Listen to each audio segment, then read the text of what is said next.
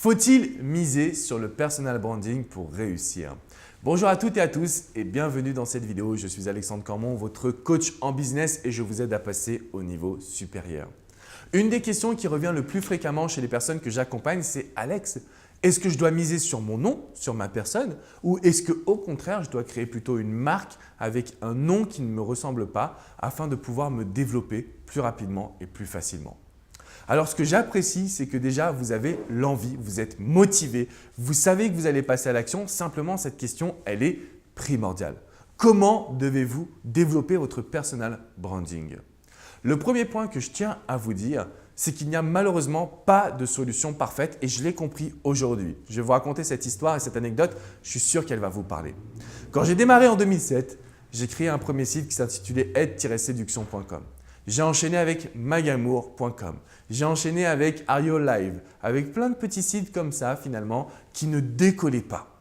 J'avais du trafic, j'avais quelques clients, mais je n'arrivais pas à décoller concrètement.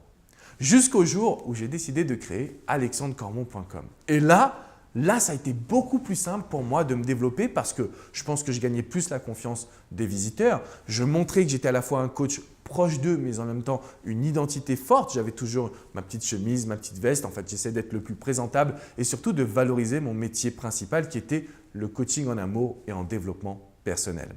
Donc, pour me développer, j'ai eu besoin vraiment de capitaliser sur mon nom, alexandrecormon.com.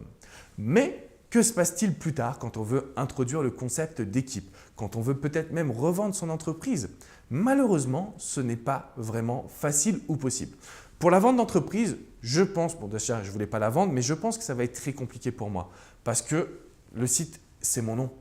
Le deuxième point important, et c'est celui qui m'a compliqué quand même un peu plus la tâche, c'est que quand on veut introduire une équipe, ce n'est pas facile pour eux, donc membres, hommes ou garçons, finalement d'intégrer un site qui s'intitule alexandrecormon.com parce qu'il y a un lien de subordination alors que ce sont des coachs géniaux qui ont parfois eux-mêmes leur propre philosophie que j'ai validée mais qui sont géniaux. Donc, si vous regardez cette vidéo et que vous demandez « Est-ce que je dois miser sur mon personal branding ?» La réponse est oui, quoi qu'il arrive. D'accord? Vous devez vous mettre en avant. Vous devez faire preuve d'image parfaite. En tout cas, vous devez faire attention à votre image. Vous devez faire attention à ce que vous dégagez. Vous devez faire attention à ce que vous voulez vraiment montrer et dévoiler à vos prospects et à vos visiteurs.